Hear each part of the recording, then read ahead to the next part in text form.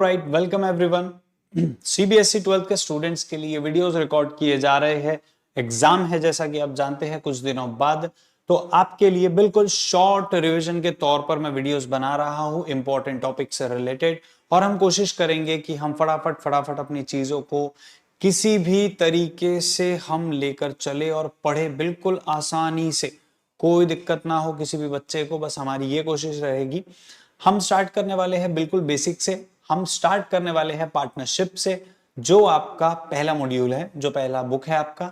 हम पढ़ेंगे ग्रेवाल्स की बुक से। उम्मीद है कि मैक्सिमम लोगों के पास ग्रेवाल्स का बुक होता है, और अगर नहीं है, अगर आपके पास अवेलेबल, तो आप डाउनलोड कर सकते हैं गूगल से। बहुत आसान तरीका है, कोई बहुत मुश्किल चीज नहीं है। फिर भी मैं आपको बता दे रहा हूं कि हम ग्रेवाल्स की बुक से पढ़ने वाले हैं। हम ओवरऑल रिकवरी हमारा ग्रेवाल्स की बुक से करेंगे, ठीक।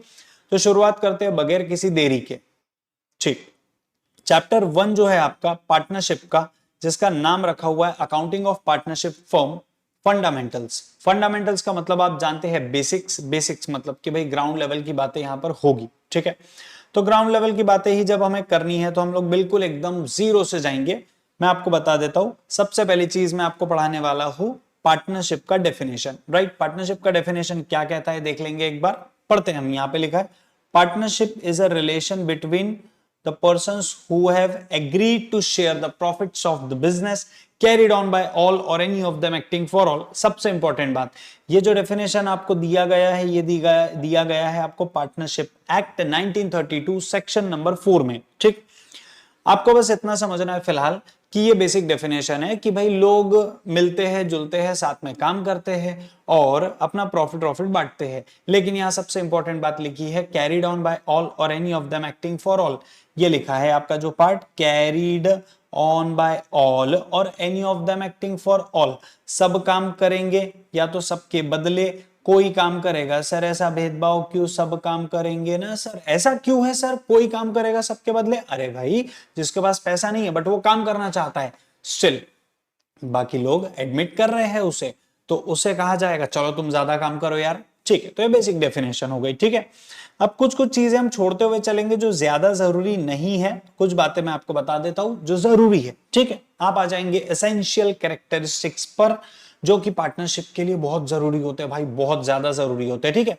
सबसे पहला लिखा है 2 और मोर पर्संस। सर 2 या 2 से ज्यादा लोग चाहिए। ऑब्वियसली मैं अपने एक हाथ को दूसरे हाथ से मिलाकर पार्टनरशिप कर तो नहीं सकता, तो मुझे समझना जरूरी है कि 2 या 2 से ज्यादा लोग चाहिए, ठीक है। बट 2 या 2 से ज्यादा लोग कैसे चाहिए, पहले उसकी बात कर लेते हैं हम लोग। 2 या 2 से ज्यादा लोग जो हमको चाहिए वो कैसे होने चाहिए?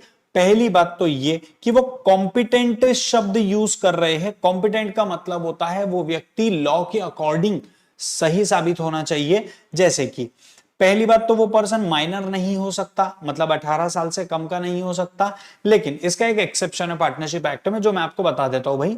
अगर आप पार्टनर को एडमिट करना चाहते हैं जो माइनर है, जो व्यक्ति को आप एडमिट करना चाहते हैं, सॉरी, जो कि माइनर है, तो उस पर्सन को आप एडमिट कर सकते हैं, लेकिन सिर्फ प्रॉफिट्स के लिए, लॉसेस के लिए नहीं एडमिट कर सकते। Right, first thing. सेकंड, वो पर्सन का दिमाग सटका हुआ नहीं होना चाहिए, बिल्कुल स्टेबल स्थिर दिमाग का व्यक्ति होना चाहिए। उसके बगैर वो काम नहीं कर सकता, क्योंकि उसके अंदर डिसीजन मेकिंग कैपेसिटी नहीं होगी। और तीसरा और सबसे important, person disqualified by law नहीं होना चाहिए। मतलब सर या तो वो जेल में नहीं होना चाहिए, या तो वो फॉरेन डिप्लोमेट नहीं होना चाहिए, या किसी भी तरीके से आपके कानून ने उसको मना नहीं किया होना चाहिए कि भैया नहीं जम रहा है आपका काम, आप हमारे यहाँ पार्टनरशिप फॉर्म में एज अ पार्टनर एडमिट नहीं हो सकते। ये कानून ने बोला हुआ नहीं होना चाहिए। ये बेसिक बात हो गई, ठीक है सर। यहाँ पे आपको नेक्स्ट पॉइंट दिया हुआ है, next point in the sense, उसी के अंदर एक बात की है मैक्सिमम नंबर ऑफ पार्टनर्स की, ठीक है। अब मैं आपको एक सबसे इंपॉर्टेंट बात समझाता हूं कि मैक्सिमम नंबर ऑफ पार्टनर के बारे में इंडियन पार्टनरशिप एक्ट 1932 में कहीं नहीं लिखा है सर, कहीं भी लिखा हुआ नहीं है। तो कहां लिखा है सर? ये लिखा हुआ है कंपनीज एक्ट 2013 के सेक्शन नंबर 464 में, जो टाइम टू टाइम अमेंड होती रहती है चीजें यार। बट मैं आपको एक बेसिक चीज बता रहा हूं कि maximum limit available partnership act में नहीं है। कहां है? इंडियन कंपनीज एक्ट में, जिसके हिसाब से मैं आपको बता दूं कि मैक्सिमम पार्टनर्स का लिमिट है 50 का, वो 50 से ज्यादा नहीं हो सकते, ठीक है। सर हमने कहीं तो सुना था, पढ़ा था कि पार्टनरशिप का लिमिट 100 हो सकता है। Don't go in that. ये बहुत सारी बेसिक चीजें लॉ के अंदर है, आपके लिए ऑब्जेक्टिव में जो काम आ जाएगी वो हम बात कर सकते हैं, ठीक।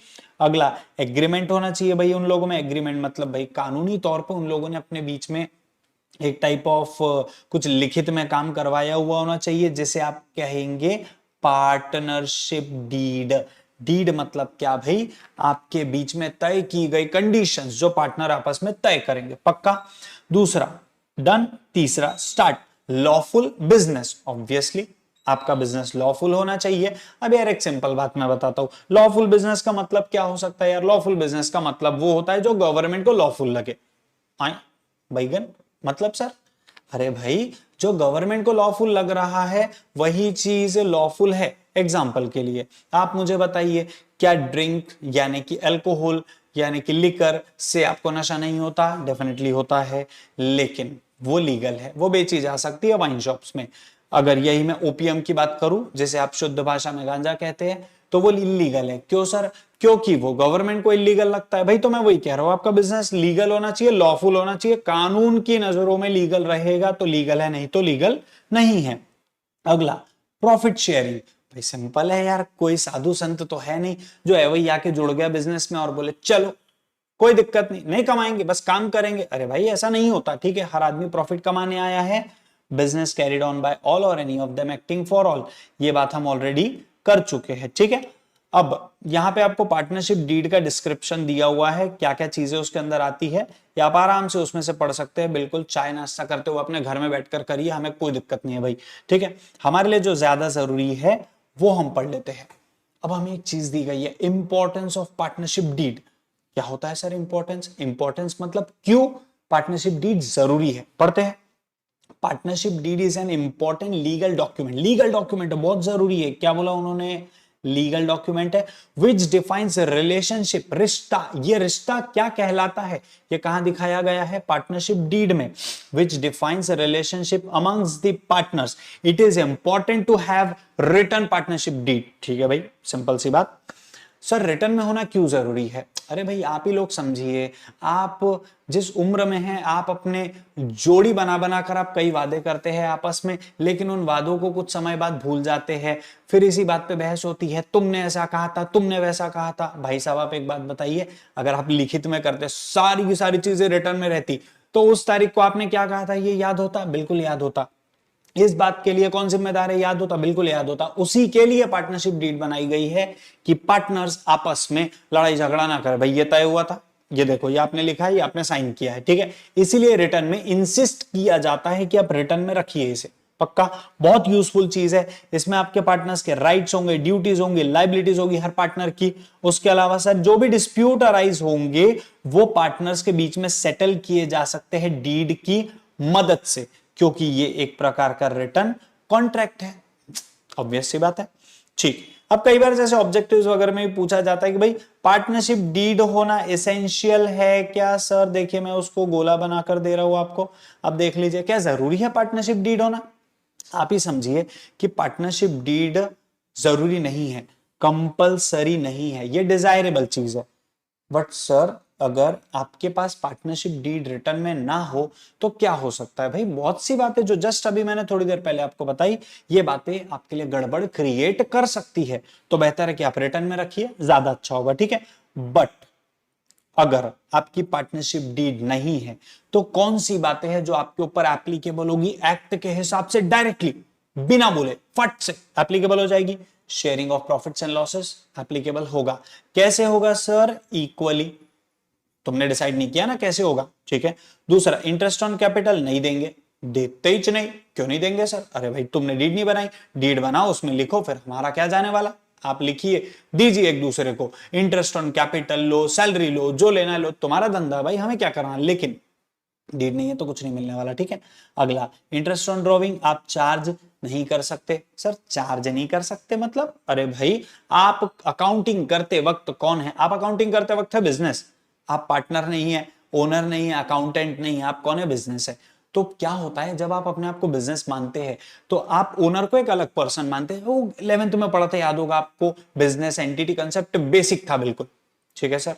अब जो बेसिक से आप लोगों ने चीज पढ़ा है, उस बेसिक सी चीज के लिए मैं आपको एक इंपॉर्टेंट बात समझा देता हूं कि आप अपने आप को अलग मानते हैं और बिजनेस को अलग मानते हैं, ठीक है? इस बात को ध्यान रखना। तो सर आप अपने आप को अलग मानते, बिजनेस को अलग मानते सर, मतलब अरे तुम ही बिजनेस हो, मैं यही कहना चाह रहा हूं कि तुम बिजनेस हो और तुम्हें उस अकॉर्डिंग सोचना पड़ेगा। ठीक है सर, सोच लेंगे। तो तुम इंटरेस्ट ऑन कैपिटल लोगे और इंटरेस्ट ऑन ड्रॉविंग दोगे। किसे देंगे सर? पार्टनर को देंगे सर। किसे देंगे सर? पार्टनर को देंगे।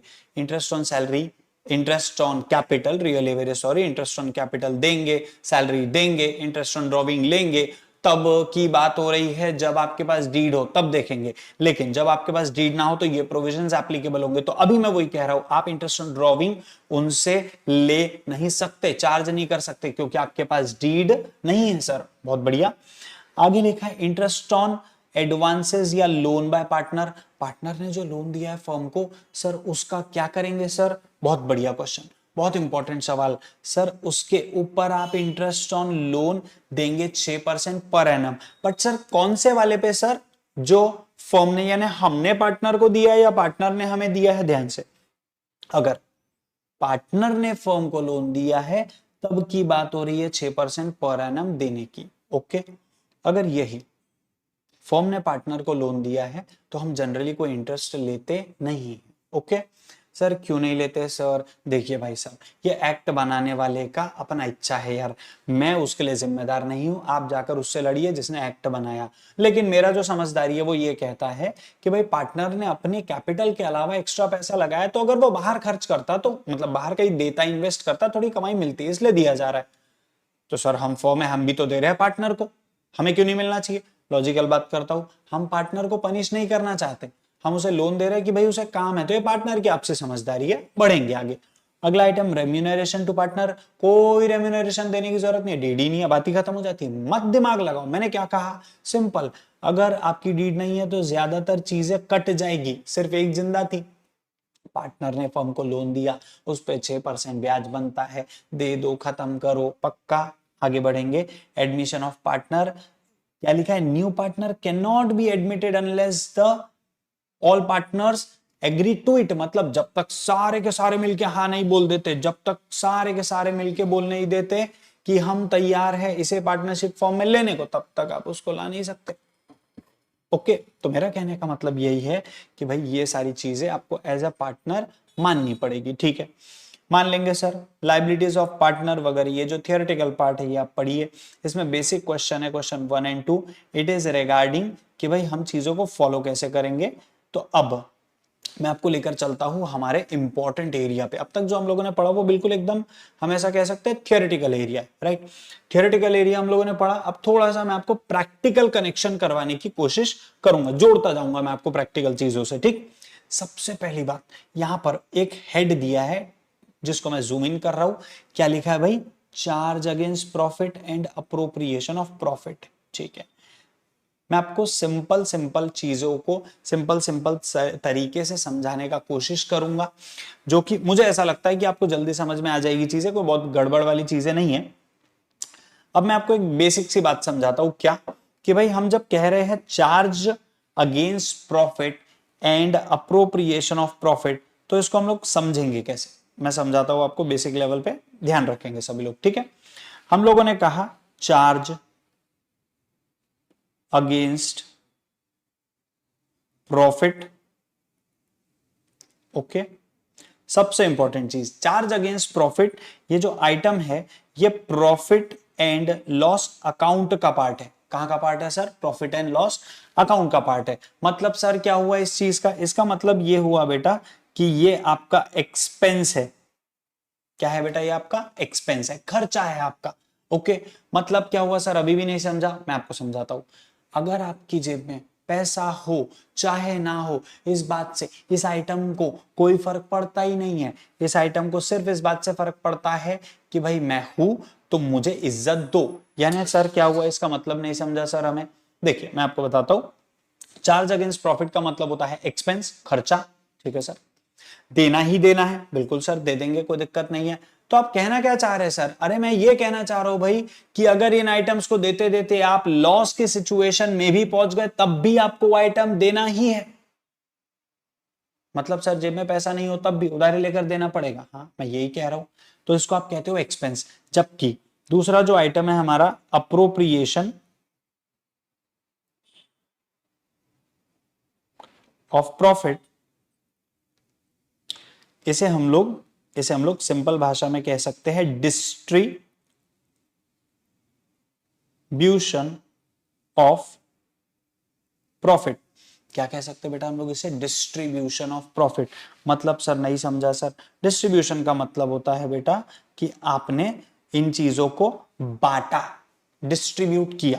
ओके, मतलब सर ठीक है। आपने एक्सपेंस के बारे में क्या समझा? आपने एक्सपेंस के बारे में समझा कि भाई ये तो देना ही पड़ेगा, चाहे तुम्हारे पास पैसा हो चाहे ना हो। बट सर यही सेम बात अप्रोप्रिएशन के लिए लागू होती है क्या? नहीं, अप्रोप्रिएशन तब होगा मेरे भाई जब पैसा होगा तुम्हारे पास, पक्का। तो यहां पर वही बात हो गई, आपने सुना होगा लोग तब तक पूछेंगे कैसा है जब तक तेरे पास पैसा है। तो ये बात एप्लीकेबल होती है सर आपके अप्रोप्रिएशन पे, प्लीज इसको ध्यान रखेंगे, ठीक है। अब ये बातें जो एप्लीकेबल करने की हम लोग बात कर रहे हैं उसको थोड़ा सा आराम से हमको समझना पड़ेगा।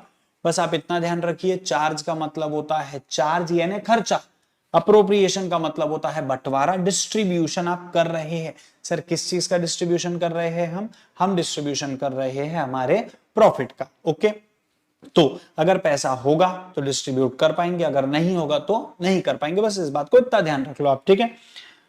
आगे हम बढ़ेंगे, आपको एक नेक्स्ट हेडिंग दिया हुआ है जो मैंने जूम इन किया है, लिखा हुआ है interest on loan by the partner to firm. मतलब पार्टनर ने फर्म को लोन दिया है, ठीक है सर दिया, अच्छी बात है, हमारा क्या दिक्कत है उसमें? हाँ, आपका कोई दिक्कत नहीं है। मैं बस आपको ये समझाना चाह रहा हूं कि ये जो interest on loan by the partner to firm लिखा हुआ है, ये है आपका चार्ज। ये क्या है आपका बेटा? चार्ज। अभी हम जिसकी बात कर रहे थे, मतलब सर आप ये कह रहे हो कि अगर हमारे पास पैसा नहीं है, कमाई नहीं है, धेला नहीं बचा है, प्रॉफिट नहीं बचा है, फिर भी हमको ये देना पड़ेगा, आप ऐसा कह रहे हो सर? यस, मैं यही कहना चाह रहा हूं बेटा कि अगर आपके पास पैसा नहीं बचा है तब भी आप ये अमाउंट देंगे और देना ही पड़ेगा। क्यों? क्योंकि ये आपका चार्ज है यानी कि एक्सपेंस है। ओके सर, ठीक है सर, समझ गए हम लोग। अगर आपको मैं बता दूं कि ये कहां लिखा है, तो ये जस्ट यहाँ पे लिखा हुआ है कि ये आपका चार्ज अगेंस्ट प्रॉफिट है, यानी कि आपका खर्चा है, देना ही पड़ेगा, ठीक है। आपके पास कोई दूसरा ऑप्शन अवेलेबल नहीं है, ठीक है सर। तो हम एक काम करते हैं बेटा कि हम इसके लिए छोटी मोटी जो हमारी अकाउंटिंग एंट्रीज होती है उनको समझ लेते हैं। बहुत बेसिक बेसिक एंट्रीज है, बच्चों वाली एंट्री है ना। बस आपको मैं एक लिंक बताऊंगा, उस लिंक को कनेक्ट करिए और आप अपनी चीज को समझ जाएंगे। लिंक मतलब मैं आपको यूआरएल लिंक नहीं देने वाला, टेंशन मत लीजिए। मैं आपके आइटम्स को लिंक करूंगा, जोड़ूंगा, जो चीजें आपके दिमाग में अलग अलग घूम रही है मैं उसे जोड़ने की कोशिश करूंगा, ठीक है। ध्यान देंगे। सबसे पहले लिखा है यहाँ पे हमारा हेड दिया अकाउंटिंग ट्रीटमेंट। ओके, पहला लिखा है इंटरेस्ट ऑन लोन। भाई इंटरेस्ट ऑन लोन की बात हो रही है, भाई इंटरेस्ट ऑन लोन देने की बात हो रही है, दे देंगे सर, कोई दिक्कत नहीं है। मैं बस आपसे एक चीज पूछ रहा हूं, आपने कहा था कि अगर पार्टनर ने फर्म को लोन दिया है उसके ऊपर उसको ब्याज देंगे, इंटरेस्ट देंगे, तो वो हो जाएगा चार्ज। क्या हो जाएगा? वो चार्ज यानी कि एक्सपेंस। बेसिक अकाउंटिंग है यार, 11th में पढ़ी हुई है। अगर एक्सपेंस हो रहा है तो एक्सपेंस डेबिट होगा, एक्सपेंस हो रहा है तो एक्सपेंस डेबिट होगा। क्या कहा मैंने? एक्सपेंस हो रहा है तो एक्सपेंस डेबिट होगा। काय का एक्सपेंस है sir? Interest on loan by partner, तो आप उसको डेबिट कर दीजिए। चेक करिए, interest on loan by partner account को आप डेबिट कर देंगे, ठीक है सर।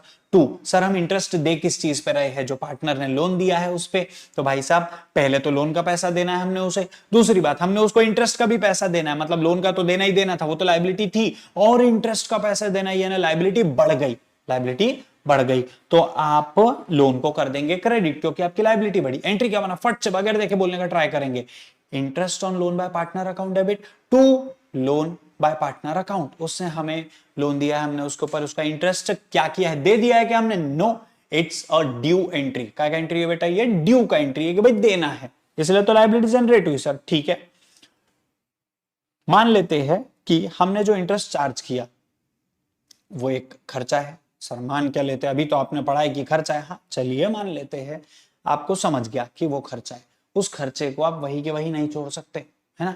उसको आप किसी एक पर्टिकुलर जगह पे डालेंगे जिसका नाम है profit and loss account. Sir आपने तो ये हमको बताया ही नहीं कि इसको प्रॉफिट एंड लॉस में लिखना पड़ता है, आपने देखा ही नहीं, मैंने पहले ही लिख दिया था प्रॉफिट एंड लॉस अकाउंट। ये देखिए मैं अंडरलाइन कर रहा हूं, आप जैसे काटते हैं ना कुछ गलत होने पर, बस बस बस वैसे अंडरलाइन है। देखिए प्रॉफिट एंड लॉस अकाउंट में लिखा जाएगा, क्योंकि ये आपके लिए खर्चा है। तो सर क्या एंट्री बनती है इसका? लॉजिकली सर बात करें क्या सर? हम लोग बिल्कुल बात करेंगे। Interest on loan by partner को हमने डेबिट किया है इस एंट्री में, पहली एंट्री में, तो अगली एंट्री में ट्रांसफर होने के लिए अपने आप क्रेडिट हो जाएगा, बगैर दिमाग लगाए क्रेडिट हो जाएगा। तो सर डेबिट कौन होगा सर? कहां ट्रांसफर कर रहे हैं आप? प्रॉफिट एंड लॉस अकाउंट में, तो आप प्रॉफिट एंड लॉस अकाउंट को कर दीजिए डेबिट। बहुत बढ़िया, चलिए समझ गए हम लोग। अब हम एक क्वेश्चन करने का ट्राई करते हैं जिसमें क्या हमको डेटा दिया हुआ है वो हम लोग पहले पढ़ लेते हैं। क्वेश्चन नंबर 3 जो लिखा है मैं इसकी बात कर रहा हूं, ठीक है। डोंट बॉदर अबाउट कि भाई सर हमें जमेगा नहीं जमेगा, कोई दिक्कत वाली बात नहीं है भाई। आपको सिर्फ क्या करना है, आपको सिर्फ इतना दिमाग लगाना है कि जो बातें हम लोग कर रहे हैं वो आपके दिमाग में जा रही है कि नहीं जा रही है, सीक्वेंस में, ठीक है। आप सीक्वेंस रखिए दिमाग में, आपको सब समझ में आएगा, ठीक। पढ़ते हैं हम लोग क्वेश्चन में, ज्यादा कोई माथापच्ची नहीं है, आपको समझाने का ट्राई करता हूं। अमित, बिमल और चमन 3 पार्टनर्स आपको दिए हुए हैं। इन तीनों पार्टनर्स ने क्या किया है भाई? इन तीनों पार्टनर्स ने व्यापार चलाने का स्टार्ट किया है और इन तीनों पार्टनर्स ने प्रॉफिट शेयर इक्वली बांटने का डिसाइड किया हुआ है, ठीक है। उसके आगे ही लिखा हुआ आप पढ़ सकते हैं, प्रॉफिट शेयर जो डिस्ट्रीब्यूशन हो रहा है वो कैसे प्रोपोर्शन में हो रहा है? इक्वल प्रोपोर्शन में हो रहा है। ये लिखा है आपका इक्वल प्रोपोर्शन, ठीक। अमित और चमन ने लोन दिया है फर्म को, ठीक है। कितने कितने का लोन दिया है और कब दिया है? 1 अक्टूबर 2019 को दिया है 1 लाख का और 1,50,000 का। ये 2 लोन प्रोवाइडेड है, ठीक, रिस्पेक्टिवली इज्जत के साथ। ओके सर, अब पॉइंट यहां पे एग्जैक्टली हम लोग क्या बोल रहे हैं इस बात को समझिए आप, कि अमित और चमन ने लोन दिया, कब दिया? 1 अक्टूबर 2019 को। ये डिसाइड हुआ कि इंटरेस्ट ऑन लोन दिया जाएगा 9% पर एनम के हिसाब से। सर वो भी दे देंगे, कोई दिक्कत नहीं है। इशू क्या है कि आपकी जो बुक्स ऑफ अकाउंट्स जो क्लोज होती है वो क्लोज होती है 31 मार्च हर साल। तो आपका जो ईयर एंडिंग होगा, अब ईयर एंड होगा आपका 31 मार्च 2020। तो हम पहले उसकी बात कर लेते हैं कि भाई एग्जैक्टली वो कैसे एंटर होगा या हमारी बुक्स में कैसा लिखा जाएगा। हम लोग एक बार उसका एंट्री बनाकर देख लेते हैं, ठीक है सर, कोई बहुत बड़ा इशू नहीं है। तो देखते हैं ट्राई करके। अब क्वेश्चन की शुरुआत नॉर्मली होनी कहां से चाहिए, मतलब सॉल्यूशन की शुरुआत आपकी बेसिकली होनी कहां से चाहिए, ये मैं आपको समझाता हूं। क्वेश्चन में उसने बोला है कि 1 अक्टूबर को लोन दिया और ये आपका चलता हुआ क्वेश्चन है, रनिंग क्वेश्चन है, ठीक है। तो आप ऐसा मान लीजिए कि भाई उन्होंने लोन अभी दिया है तो हमें लोन लाने का भी एंट्री करना पड़ेगा। तो हम यहाँ पे लिख देते हैं हमारा क्वेश्चन नंबर 3। सबसे पहले लोन आएगा, पैसा आएगा। तो हम एक बात समझ लेते हैं कि अगर पैसा आ रहा है भाई तो पैसा आया cash bank debit, normal rule हम ये बोलते हैं। तो सामने वाले ने लोन दिया तो हम लिख देंगे cash bank account debited to, किस किस ने लोन दिया भाई? अमित ने, टू अमित अकाउंट और टू चमन अकाउंट। ओके, कितना कितना लोन दिया है ये भी आपको जस्ट अब भी बताया, कितना कितना लोन दिया है? 1,50,000, सॉरी 1 लाख और 1,50,000। ये इंफॉर्मेशन आपको प्रोवाइडेड है आपके क्वेश्चन में, ठीक है। यहां से आप देख सकते हैं 1 लाख और 1,50,000 का लोन दोनों ने प्रोवाइड किया है। उसका एंट्री हम लोग क्या कर लेंगे यहाँ पे? अमित केस में लिख देंगे हम लोग 1 लाख और चमन केस में हम लोग लिख देंगे 1,50,000 रुपए। सिंपल, खत्म। दूसरी बात कि भाई ये जो टोटल अमाउंट आया है ये कितना आया है हमारे पास? 1,50,000। ये 1,50,000 का एंट्री हो गया, ठीक है। नरेशन लिखते हैं आप उसके नीचे। भाई नरेशन का मतलब आप जानते हैं कि भाई जो हम लोगों ने एंट्री की है उसी का एक्सप्लेनेशन, बस वही सेम मतलब हो गया, ठीक। अब ये जो लोन आया है ये कब आया है? ये आया है 1 अक्टूबर 2019 को, ठीक है। इस बात को ध्यान रखेंगे, डेट को ध्यान रखेंगे। इन बिटवीन कुछ भी नहीं हुआ तो आप सिंपल सा एक काम करेंगे, आप इसके ऊपर लगा देंगे इंटरेस्ट, मतलब आप इसके ऊपर इंटरेस्ट देने का एंट्री ड्यू कर देंगे। लेकिन सर हम एंट्री ड्यू करेंगे कब? आप एंट्री करेंगे 31 मार्च 2020 को। सर 2020 क्यों? 19 ना? आपके अक्टूबर के बाद अक्टूबर, नवंबर, दिसंबर, जनवरी, फरवरी, मार्च, मतलब जनवरी के बाद ईयर चेंज हो गया 2020। अब आप इंटरेस्ट ड्यू करेंगे। सर आप इंटरेस्ट ड्यू करेंगे तो interest on loan by partner account को आप क्या करेंगे? डेबिट टू, किस किस को देना है? टू अमित लोन और टू चमन लोन। ओके, अब इंपॉर्टेंट क्या है कि भाई जो इंटरेस्ट आपने निकालना है वो इंटरेस्ट कितना कितना आएगा? बहुत बेसिक बेसिक से कैलकुलेशन है आपका। 1 लाख का आपने 9% निकालना है, divided by 100 multiplied by 9। But अब प्रॉब्लम क्या है कि ये 9% जो आपने निकाला है पूरे ईयर का है, आपको चाहिए यहाँ पे तकरीबन 6 महीने का, तो डिवाइड बाय 12 कर देंगे, इंटू 6 मारेंगे आप, ठीक है। कैंसिलेशन के हिसाब से आपका अमाउंट आ जाएगा टोटल 1000 इंटू 9 यानी कि 9000, और यहाँ पे सिंप्लीफिकेशन 6 1 जा 6 2 जा 9000 डिवाइडेड बाय 2, आपका आंसर आएगा 4500। ये हुआ किसका? आपके अमित का। उसके बाद चमन का 1,50,000, अगेन वही divided by 100 multiplied by 9 but divided by 12 and multiplied by 6, ये आपको करना पड़ेगा। क्लियर है? ये बहुत ज्यादा जरूरी है कैलकुलेशन। 6 1 जा 6 2 जा 0 0 0 0 कैंसिल, 1500 इंटू 9 करेंगे आप तो आपका आंसर आएगा 13,500। आप इसी को डिवाइड कर देंगे 2 से, जब आप 2 से डिवाइड करेंगे तो इसका आंसर आ जाना चाहिए तकरीबन 6,500 हो जाएगा ये, और उसके बाद 500 यानी 6,750 रुपए। ये आपका डिवीजन हो गया। ये एक का इंटरेस्ट निकला और ये अमाउंट निकला दूसरे का। पक्का?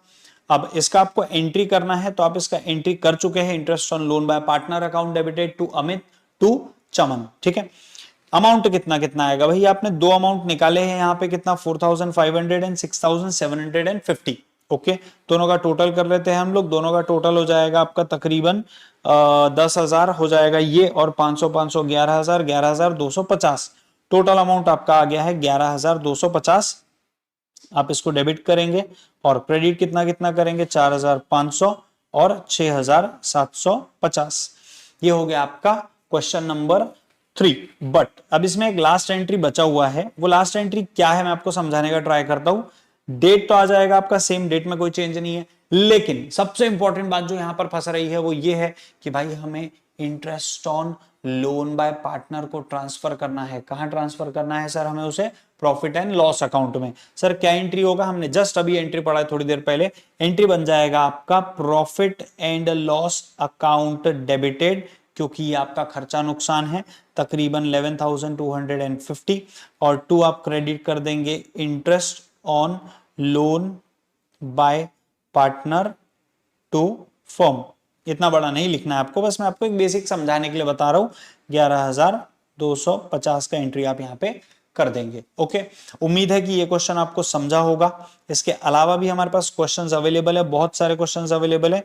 You can see this solution as well. Okay, तो अब यहां पर आपको कुछ चीजें बोली गई है जो मैं आपको बता देता हूं। यहां पे आपको बोला गया है कि आपको जर्नल एंट्रीज पास करनी है in the books of accounts of the firm, prepare loan account of 2 partners.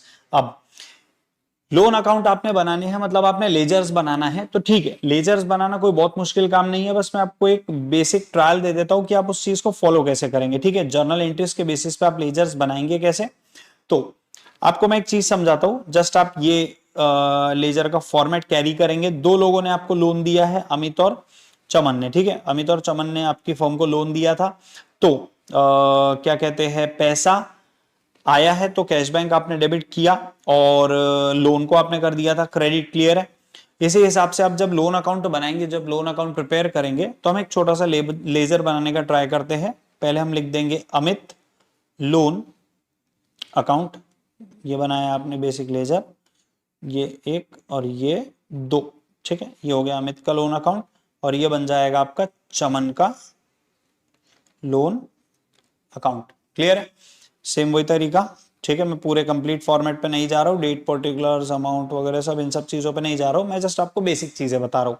ध्यान से देखेंगे, आपने पहला एंट्री क्या किया था? आपने पहला एंट्री किया था cash bank account debit to Amit to Chaman, right. वापस से कैश बैंक अकाउंट आपने डेबिट किया था, टू अमित टू चमन को आपने क्या किया था? क्रेडिट किया था। ठीक है, अगर आपको याद होगा तो ये टू अमित टू चमन को आपने क्रेडिट किया था। ठीक, अब इसी के बेसिस पर मैं बात कर रहा हूं।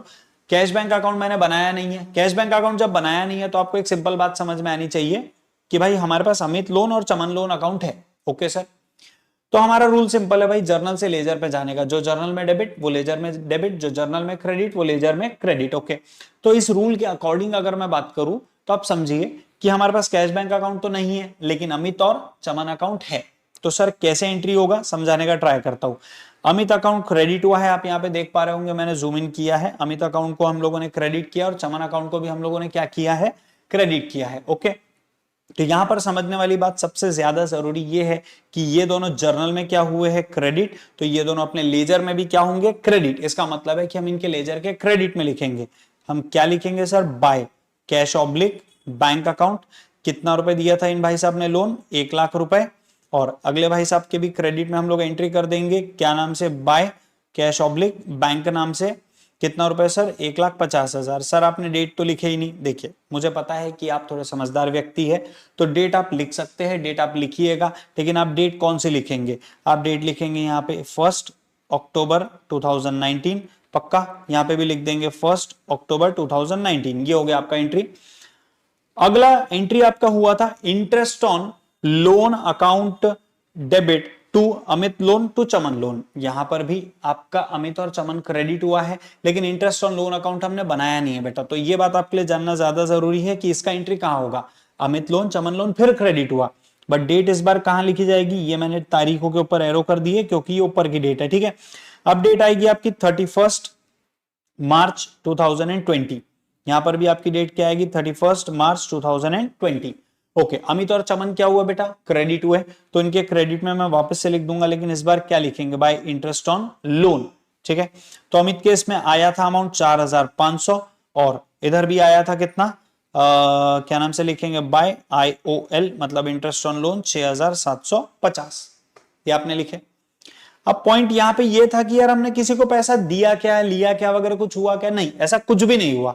तो हम कुछ नहीं करेंगे, हम जस्ट बैलेंसिंग कर देंगे और खत्म कर देंगे।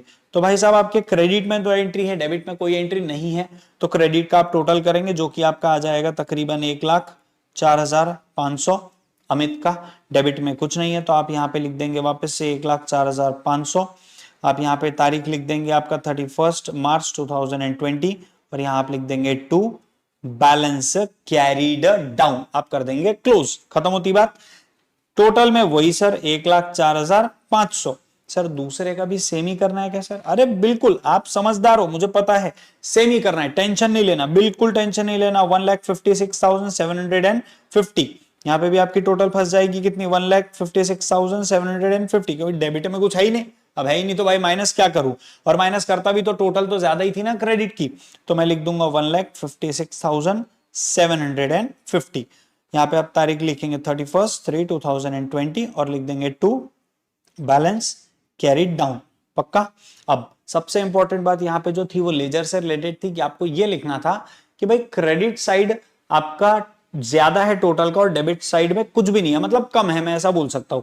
अगर डेबिट साइड कम है तो भाई साहब क्रेडिट साइड का टोटल ज्यादा है, और क्रेडिट साइड का टोटल ज्यादा है तो हम डेबिट साइड में डिफरेंस लिख देंगे, जो कि हम लोगों ने लिखा। सर कितना कितना डिफरेंस लिखा सर, ये आपने लिखा 1,04,500 और 1,56,750, 1,56,750। ओके, तो ये था आपका पहला क्वेश्चन जो मैंने बेसिक्स के साथ आपको पढ़ाया। इसी तरीके से हम लोग आगे भी लेक्चर्स कैरी करेंगे, इसी तरीके से हम लोग आगे पढ़ेंगे, हर एक क्वेश्चन को पढ़ते चलेंगे, जहां जरूरी लगेगा सॉल्व करने लायक वहां हम सॉल्व करेंगे, और जहां नहीं लगेगा वहां पे हम लोग कंटिन्यूअसली देखते हुए आगे बढ़ जाएंगे, ठीक है। उम्मीद है आपको ये चीजें समझी होगी। आप पीछे से बैक साइड से आपके जो अनसॉल्व्ड क्वेश्चंस है उनको अटेम्प्ट करके देखिए, उम्मीद है कि आपको ये चीजें समझ में आएगी, ठीक। मिलते हैं अगले वीडियो में, तब तक के लिए thank you so much, tata bye bye.